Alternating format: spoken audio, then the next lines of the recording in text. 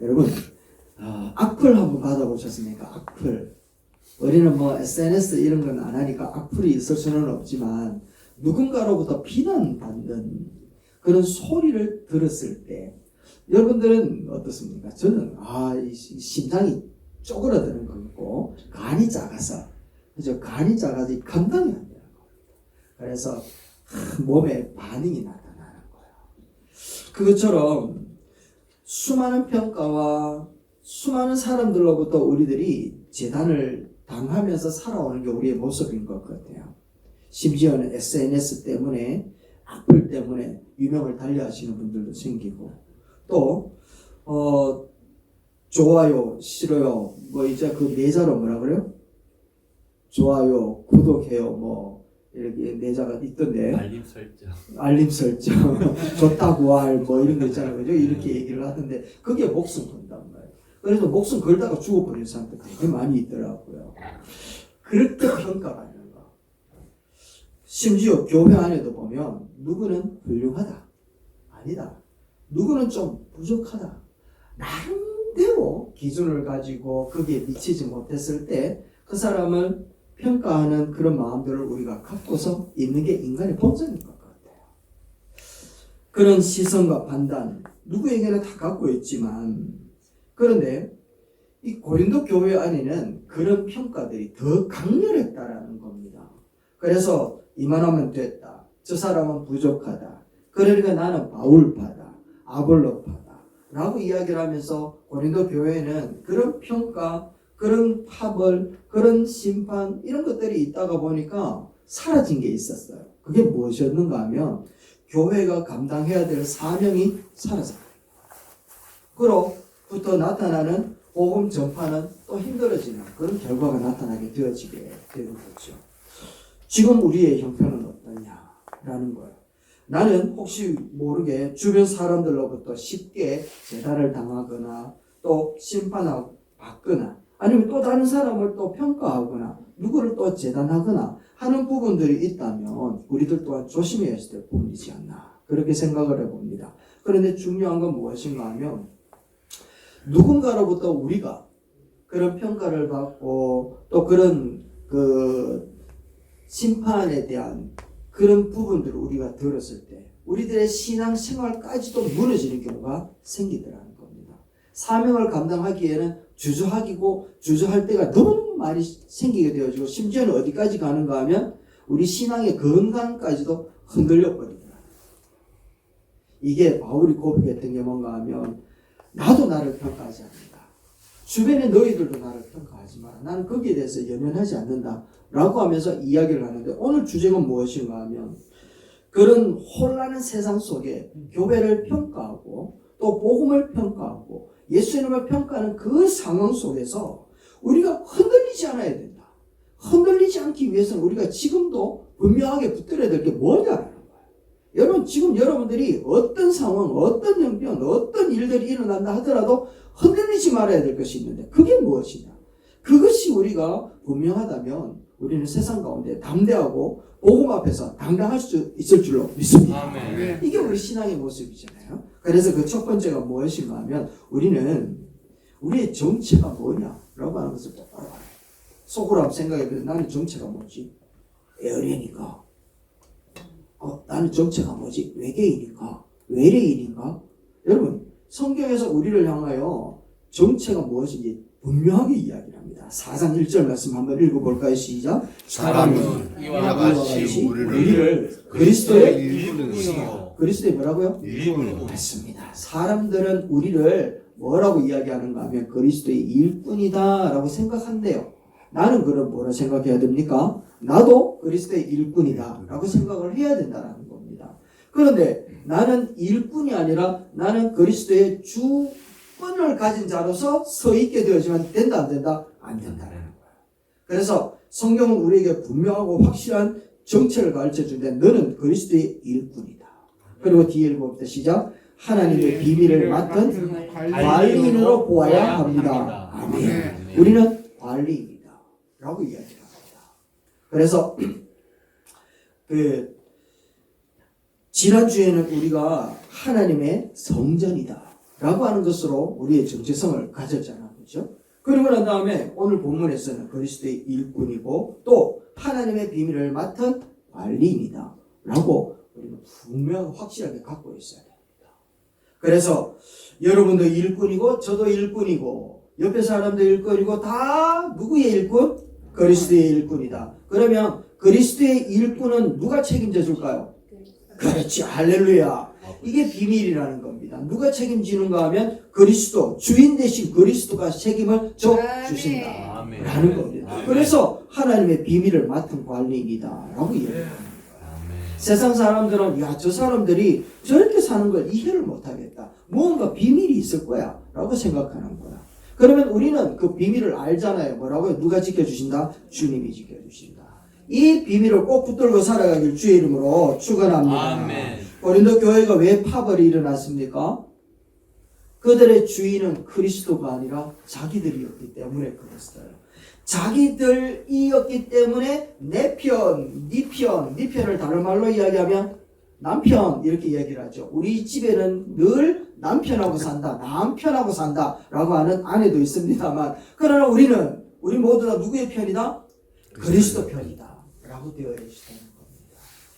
내 편, 다른 편 그렇게 갈라치기 하다가 결국에는 하나님의 영광도 갈라져 버리는 거예요.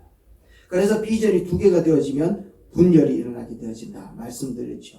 영어로 디비전, 파괴가 일어난다 라고 이야기를 하는 겁니다. 왕 대신 하나님을 바라보지 못하고 자신의 위치를 망각했기 때문에 다시 이야기를 하면 자기가 주인이 되어지고 자기가 관리인이 아니라 주님을 관리인으로 모시고 살아가고 있다는 걸 이야기하는 거야. 그래서 주님 내 일 처리 좀 해주세요 이렇게 가게 되어진단 말이죠. 이것을 잃어버리는 순간, 잊어버리는 순간 우리들의 삶 속에는 낭만과 낙심이 찾아오고 특별히 다른 사람들로부터 비교 평가가 되어질 때 우리는 무너질 수밖에 없는 거예요. 왜냐하면 내가 주인이니까.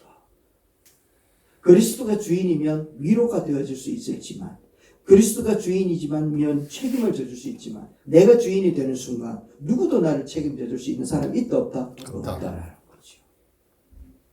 그래서 4장 2절 말씀에 이렇게 이야기를 합니다. 4장 2절 말씀 밑에 거 먼저 읽어봅시다. 시작. 맡은 자에게 요구되는 것은 충성입니다. 충성이라고 하는 단어가 다른 말로 어떻게 표현되는가 하면 위에 겁니다. 시작. 이런 경우에 관리인에게 요구되는 것은 신실성.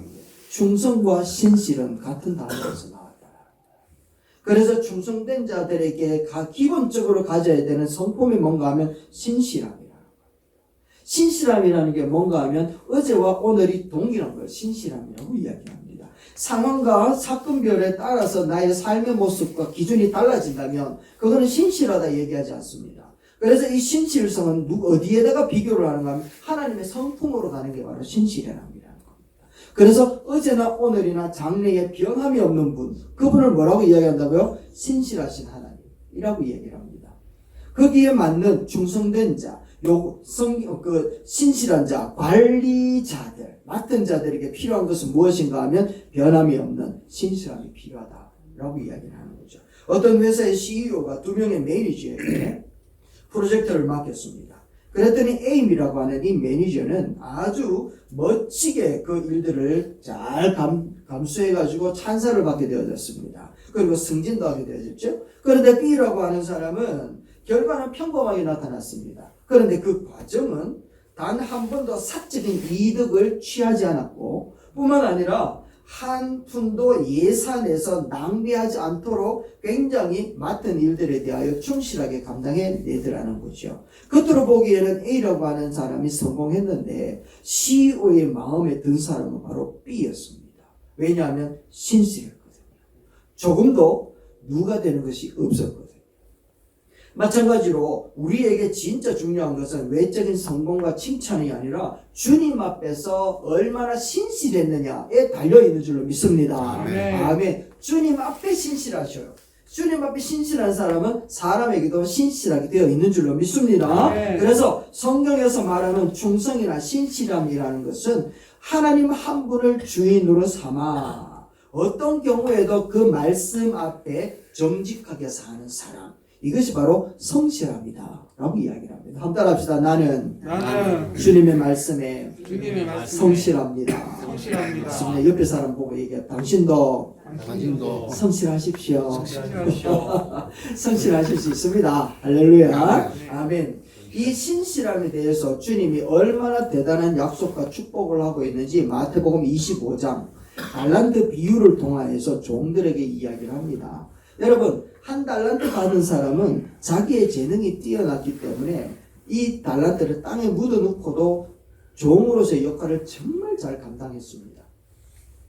그렇다면 5달란트 받은 이 사람도 그럼 재능과 또 자기의 수단과 자기의 지혜가 부족했기 때문에 주인의 말에 따라서 일을 했었을까요?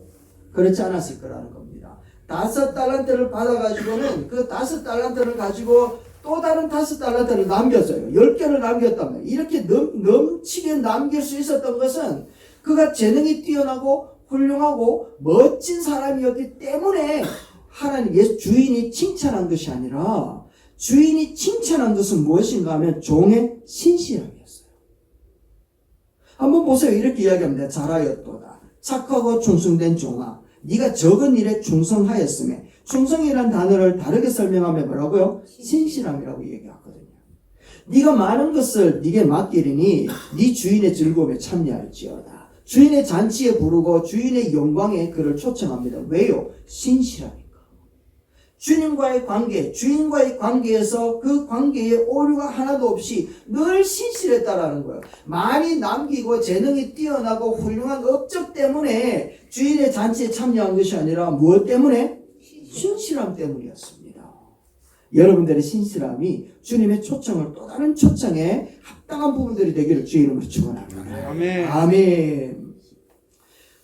비록 세상의 기준과 요구에 우리들의 삶의 모습들을 흔들릴 수도 있기도 하고 주저되기도 하지만, 그러나 그것이 주님을 향하여 가지는 우리의 관계의 그 신실함을 깨뜨리지 않도록 더욱더 굳건하게 나는 그리스도의 무엇이다? 일꾼이다 라고 하는 심정을 가지고 살아가기를 주의 이름으로 축원합니다. 네. 어젯밤에 아무리 피곤해도 일꾼은 다음날 새벽에 일어나 바깥로 나가는 게 일꾼이잖아요. 세상이 아무리 나를 향하여 화살을 쏜다 할지라도 다음날 아침에 주님의 말에 신실하게 움직이는 것이 그리스도의 종들인 줄 믿습니다. 아멘. 두 번째, 우리가 세상의 많은 비판과 조건들 앞에 우리가 흔들리지 않기 위해서는 두 번째 무엇인가 하면 3절과 4절 읽어봅시다. 시작. 내가 여러분에게서 심판을 받든지 세상 법정에서 심판을 받든지 나에게는 조금도 문제가 되지 않습니다. 나를 심판하신 분은 주님이십니다. 아멘. 나를 심판하시는 분은 누구라고요? 주님이시다. 그러니까 이 사람이 바울이 법정에 설 수도 있단 말이죠. 오해를 받기도 하고 누명을 쓰기도 해서 법정에 설 수도 있단 말이죠.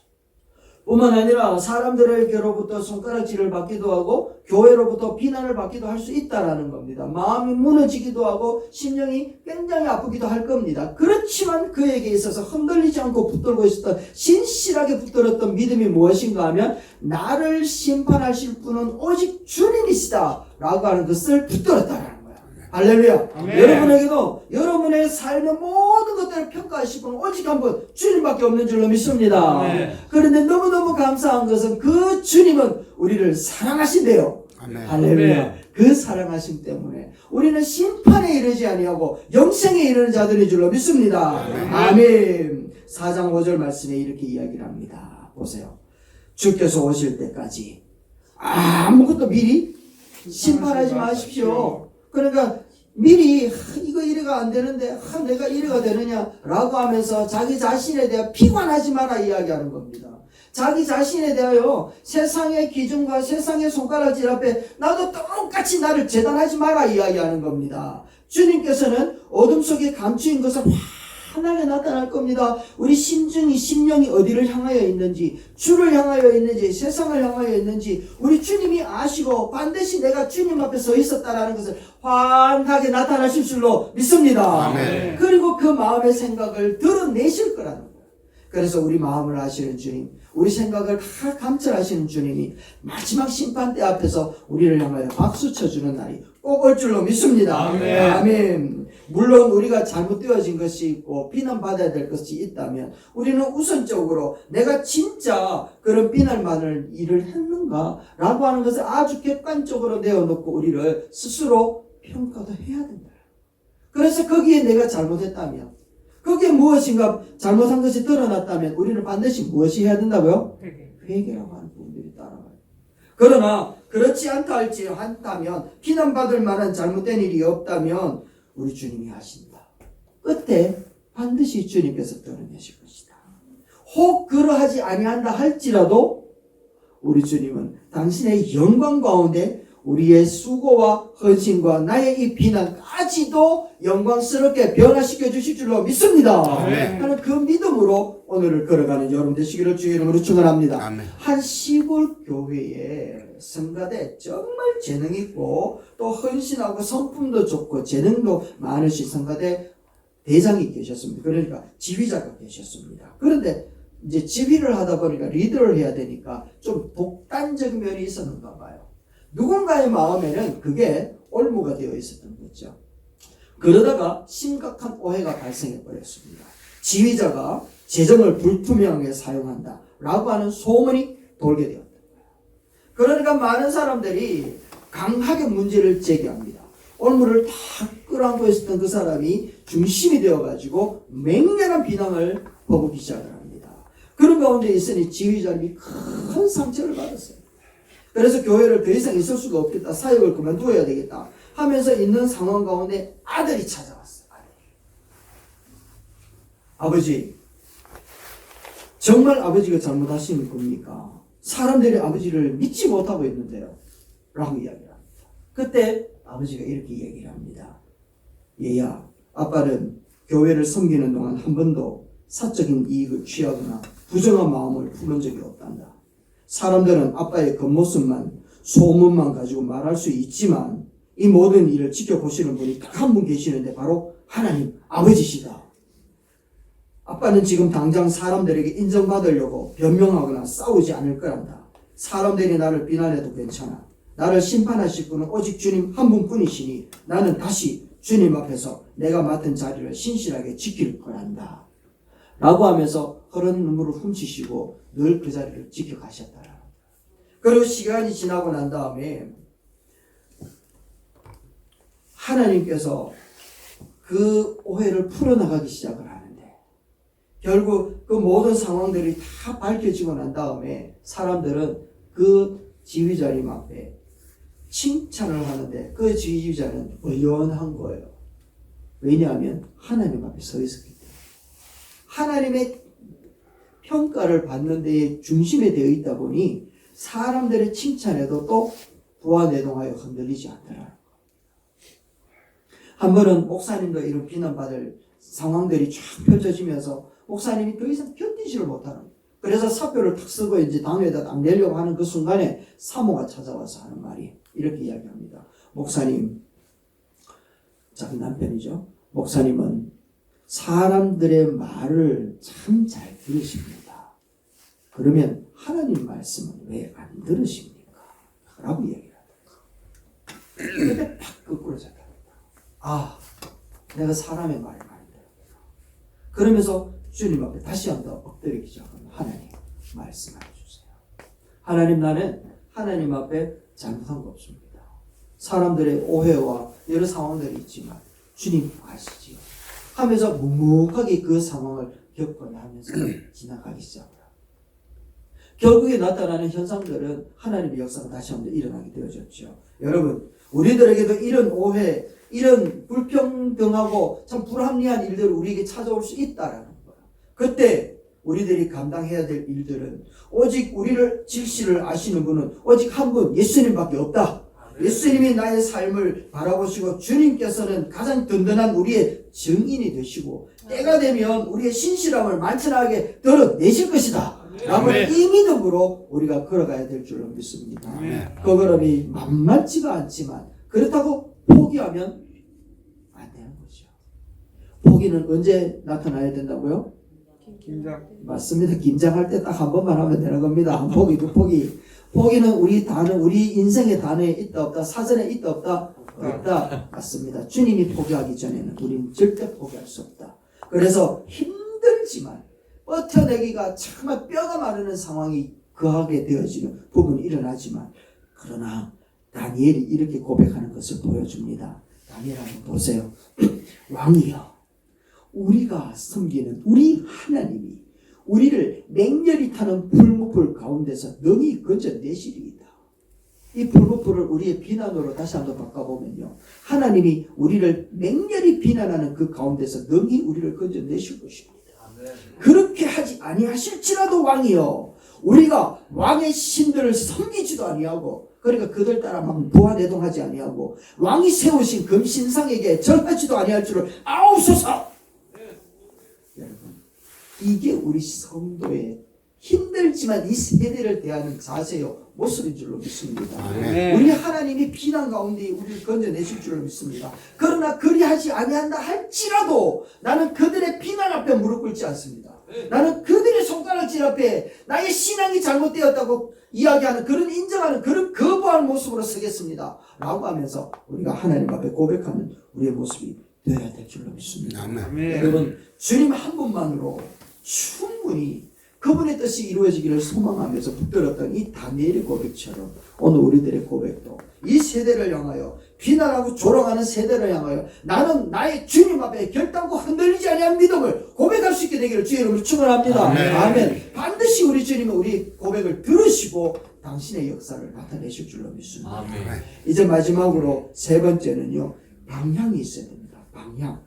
우리의 방향이 잘못되어지면 흔들릴 수밖에 없습니다. 그래서 바다 위에 배가 있잖아요.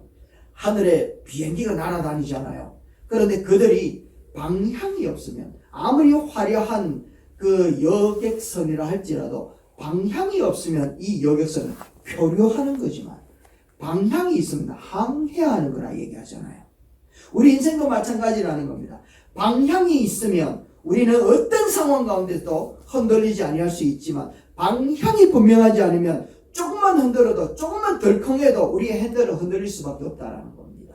그래서 방향이 분명해야 되는데, 보세요, 바울은 분명하게 이야기합니다. 5장 18절에 시작. 그가 그리스도로 말미암아 우리를 자기와 화목하게 하시고 또 우리에게 화목하게 하는 직분을 주셨으니, 할렐루야, 아멘. 화목하게 하는 직분을 주셨다라고 하는 것을 바울은 딱 붙들었던 거예요. 그래서 자기를 조롱하고 자기를 비난하고 자기를 향하여 화살을 쏘는 사람들 앞에 그가 대적하여 싸우지 않을 수 있었던 힘이 바로 여기에 있었던 거예요. 나는 하나님과 저들 가운데 화목케 하기 위하여 내가 세움을 받았다라는 거죠. 이 상황이, 이 사명이 분명하니까 자기는 그 상황 앞에서 맞싸움의 일꾼으로 부르심으로 화답하지 않더라는 겁니다. 우리는 성전된 사람이고 또 분쟁을 일으키기 위하여 부름을 받은 자가 아니라 화목하게 하기 위하여 부름을 받은 자들인 줄로 믿습니다. 아멘. 연어가 산란기가 되어지면 흘러오는 물줄기를 거슬러서 쫙 거슬러서 헤엄치고 올라가잖아요. 한번 보셨습니까? 안 보셨습니까? 한번 보십시오. 막 거슬러 올라가는 거예요. 만약에 이 산란기 때에 이 연어가 자기가 살던 그 태평양 남태평양 그 먼 곳에서부터 거기까지 쫙 올라올 수 있었던 이유가 어디 있었는가 하면 방향이 분명했기 때문에 그래요. 그런데 그 많은 연어들이 막 헤엄치다 돌에 한번 팍 부딪히잖아요. 그래가지고 멍해지면 이 산란기에 있었던 이 연어는 그 무리들 앞에 덮어되어져서 흘러가 버립니다. 방향이 분명한 미물이라 할지라도 그들은 거슬러 내려오는 그 거친 풍랑 앞에서도 담대하게 자기가 가야 될 길을 걸어가더라는 거죠. 나아가더라는 겁니다. 여러분, 바울이 그렇게 살았습니다. 우리의 삶의 모습도 분명한 방향, 우리 주님께서 나를 어떻게 하기 위해 부르셨다고요? 화목케 하기 위하여. 그래서 4장 1절 말씀에 우리를 부르셨고 우리를 향하여서 맡은 자로서 비밀을 가진 자로서 세상 사람들이 안다 했는데, 이 비밀은 바울에게는 무엇으로 세워져 있었는가 하면 세상을 화목케 하기 위하여 불렀구나 라고 하는 것을 알았던 거예요. 여러분과 저는 화목하기 위하여 부르신 줄로 믿습니다. 네. 그래서요, 저는요, 정말 깜짝 놀랐던 게 뭔가 하면, 여러분들이 화목해 하려고 하니까, 어떤 문제가 일어나도 거기에 중재 역할을 하시더라고요.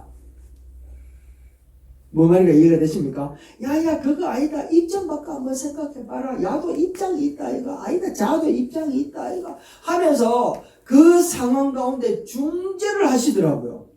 그런데 마음과 생각을 조금 삐딱하게 먹으니까요, A편에 들어가 B를 죽여버리는 거예요. 근데 또 B편에 들어가 A를 또 죽여버리더라고요. 어디에 달렸다고요? 내가 어떤 위치에 서서 무엇을 해야 될 것인가에 대하여 분명한 생각을 딱 가지니까 어떤 상황 가운데 있어도 그걸 중재하더라. 여러분, 이게 바로 바울이 가졌던 마음이라는 거예요. 화목해 하려는 직분을 받았다. 우리의 삶, 우리들을 불러주신 예수 그리스도의 부르심은 우리를 다투게 하기 위한 것이 아니라 화목해 하기 위해 우리를 부르신 줄로 믿습니다. 네. 아멘. 그래서 이제 그 두 분 집사님들이 앙숙이 되어진 거예요. 그분들이 둘 다 엘리트고 둘 다 신앙도 좋은데 두 분이 붙기만 하면 서로 경쟁심이 있어가지고 분란이 일어나는 거라. 그러니까 다른 사람들이 보면 저 사람이 안 그랬으면 좋겠는데 늘 안타까운 거예요. 기도를 엄청 많이 했겠죠. 그래서 두 분이 부딪히고 서로 험담하면서 그래도 하나님의 일을 하기 위해서 얼마나 많이 열심히 하는지 몰라요. 그러던 어느 날 담임 목사님이 북한 지하교회 성도들을 위하여 새벽기도, 특별 새벽기도를 열면서 북한 그 성도들의 비참한 현실과 또 생명의 위협을 당하고 있는 영상을 틀어줘 버린 거예요. 그리고 그 상황을 바라보더니 목사님이 이야기하기를 이제 우리가 기도해야 될 바가 이런 자들을 위하여 기도해야 되지 않겠습니까? 하면서 기도회를 인도하는데 이 두 분 집사님들도 열정이 있었으니까 그 북한 성도들을 위해 기도하기 시작합니다. 근데 기도하다 보니까 하나님이 감동을 주시는데 이 두 분 집사님들이 서로 나 부끄럽게 싸웠던 이 부분들이 이야 정말 내가 사치스러운 일들을 하고 있었구나라는 거예요. 정말 사치스러운 일들이었다. 믿음의 사치를 부리고 있었던 거예요. 왜냐하면 누군가는 이 믿음 지키기 위해서 목숨을 걸고 싸우고 있는데 어떤 사람들은 이 비참한 현실 가운데서도 복음 찬양 한번 부르기 위해 가지고 그렇게 헌신하고 있는데 자기들은요 너무너무 사치스러운 거야. 그러니까 저 사람 보고 막 그렇게 비난하고 또 이 사람 보고 비난하고 그래 싸웠구나. 그걸 알게 되어진 거야. 그래서 이제 그렇게 기도를 하면서 하나님 앞에 정말 부끄럽게 생각하고는 그 기도 자리에 벌떡 일어나 가지고 서로 끌어안고 울기 시작을 하는 거야. 내가 잘못했다. 내가 너무 사치스러웠다. 내가 너무 사람 앞에 하나님 앞에 너무 정말 부끄럽다 라고 이야기를 하면서 이제 그들의 기도가 달라지는 거야. 우리 3자 되어진 저 북한을 위해 우리가 어떻게 도울 것인가를 같이 기도하자 이렇게 되어져. 그러면서 우리의 사명은 이제 싸우는 것이 아니라 기도로 우리의 형제 자매들을 뒷받침하는 것이다 라고 하는 것을 깨닫게 되어진 거예요. 그래서 그들은 북한을 위하여 뒷받침하는 기도를 하기 시작을 하면서 그 속에 있었던 문제가 해결되어졌다는 것 아니겠습니까? 여러분, 우리의 사명이 분명하면 다툼도요 오히려 화목이 제물이 됩니다. 우리의 사명이 흔들려 버리니까 우리들에게 일어나는 일들은 사치스러운 믿음의 경쟁만 나타나게 되어지는 거예요. 결론입니다. 예수님 한 분이면 충분하다는 이 믿음, 우리의 현실에 안주하게 하는 것이 아니라 오히려 이 땅에 하나님 나라를 세우는 강력한 동력이 되어야 될 줄로 믿습니다. 그래서 세상으로부터 흔들어오는 여러 가지 가치 판단들, 여러 가지 조롱하는 여러 가지 일들 앞에 우리가 흔들리지 않기 위해서는 나는 주님 앞에 신실한 일꾼이다. 그리고 두 번째는 정말 우리들을 평가하고 판단하는 그 일들은 오직 한번 누구라고요? 예수님만이 평가한다. 그리고 내가 해야 될 일들은 이 세상에 화목해 하는 직분으로 내가 부름받았다 라고 하는 이 사명이 분명해야 된다는 것을 이야기하는 겁니다. 그래서 이 시간 결론을 우리가 다시 본다면 나는 정말 사람의 칭찬이나 비난에 연연하지 않고 오직 주님 앞에 맡은 일에 정직하고 성실하게 감당해낼 수 있는 여러분이 되시기를 주의 이름으로 축원합니다. 뿐만 아니라 화목의 제물로서 기도의 파수꾼으로서 이 시대를 살아가는 저와 여러분 되시기를 주님의 이름으로 축원합니다.